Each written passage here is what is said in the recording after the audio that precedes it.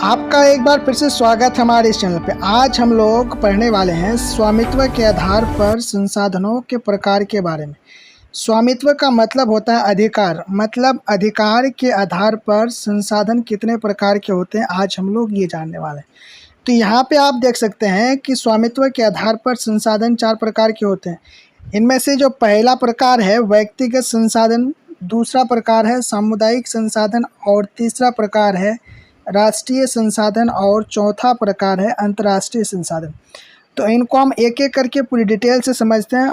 तो अब आप यहाँ पे पहला प्रकार देख पा रहे होंगे व्यक्तिगत संसाधन। तो इसका जो डेफिनेशन आपको लिखना है, वैसे संसाधन जो किसी खास व्यक्ति के अधिकार क्षेत्र में होता है। मतलब वैसे संसाधन जिसमें किसी एक व्यक्ति का अधिकार होता है और जिसके बदले वह सरकार को लगान भी चुकाता है। लगान मतलब कर, टैक्स भी चुकाता है, उसे व्यक्तिगत संसाधन कहा जाता है। अब यहाँ पे जैसे में आप देख सकते हैं भूखंड है, घर है, इसी तरीके से जो भी चीज़ें हैं जो किसी एक व्यक्ति के अधिकार में होता है वो सब व्यक्तिगत संसाधन है। यहाँ पे भूखंड का मतलब ये हो गया कि किसी व्यक्ति के पास अगर कोई ज़मीन है तो उस ज़मीन का अधिकार वो अकेला है, लेकिन इसके बदले में वो सरकार को टैक्स चुकाता है। अब सरकार किस तरह से टैक्स वसूल करता है इसके बारे में किसी दूसरे वीडियो में हम डिटेल में बात करेंगे। और घर के बदले भी सरकार को टैक्स चुकाता है, इसी तरीके से हर चीज़ के बदले में हर व्यक्ति टैक्स चुकाता है। अब आप यहाँ पे दूसरा प्रकार देख सकते हैं सामुदायिक संसाधन। इसका डेफिनेशन है वैसे संसाधन जो किसी खास समुदाय के अधिकार क्षेत्र में होता है। खास समुदाय, समुदाय यहाँ पे आप हिंदू, मुसलमान, इसी तरीके से जितने भी धर्म हैं उनको समुदाय के आधार पर रख सकते हैं। तो खास समुदाय के अधिकार क्षेत्र में होता है उनको सामुदायिक संसाधन कहा जाता है।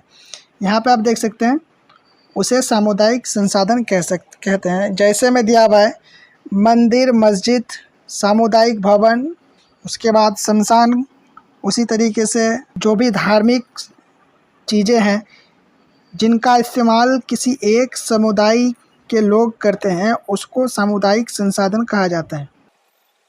अब आप यहाँ पे तीसरा प्रकार देख सकते हैं। यहाँ पे तीसरा प्रकार राष्ट्रीय संसाधन। इसका डेफिनेशन आपको लिखना है कानूनी तौर पर देश के अंतर्गत उपलब्ध सभी संसाधन राष्ट्रीय संसाधन। मतलब देश के अंदर में जितने सारे भी संसाधन हैं जो कानूनी तौर पर है राष्ट्रीय संसाधन कहलाते हैं। अभी राष्ट्रीय संसाधन में ही आप यहाँ पे देख सकते हैं, अब यहाँ पे आप एक फ़ोटो देख पा रहे होंगे जो इंडिया का ही निचला वाला हिस्सा है। यहाँ पे आप देखेंगे तो इंडिया का जो समुद्र तटीय इलाका है जो देख पा रहे होंगे आपको, ये समुद्र तटीय इलाका है जो समुद्र से मिलता है। लेकिन यहाँ पे समुद्र से तो यहाँ पे क्षेत्र इंडिया का ख़त्म हो रहा है, लेकिन ये समुद्री इलाका है।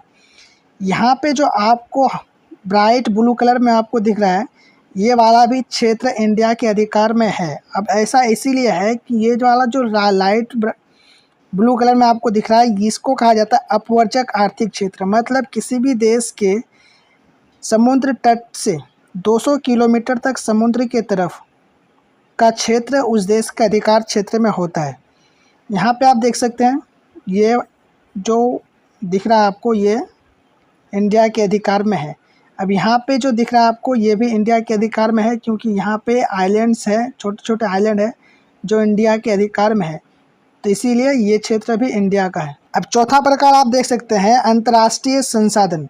वैसे संसाधन जो किसी देश के समुद्र तट से 200 किलोमीटर की दूरी को छोड़कर बाकी समुद्र में पाए जाने वाले संसाधन अंतर्राष्ट्रीय संसाधन कहलाता है। यहाँ पे जो हम राष्ट्रीय संसाधन समझे, इसमें जो समुद्र तट से 200 किलोमीटर तक का क्षेत्र था, ये किसी भी देश के समुद्र तट से 200 किलोमीटर तक का क्षेत्र उस देश के अधिकार में होता है। लेकिन सभी देशों को छोड़ के जो समुद्री इलाका बचेगा वहाँ पे तो कुछ संसाधन मिलेगा, मछली मिलेगा वगैरह जो भी है, तो उन संसाधन को अंतर्राष्ट्रीय संसाधन कहा जाता है। मतलब किसी भी देश से 200 किलोमीटर तक का समुद्र में क्षेत्र छोड़कर जो क्षेत्र बचेगा उस क्षेत्र में अगर किसी भी प्रकार का संसाधन पाया जाता है तो वो अंतर्राष्ट्रीय संसाधन कहलाएगा।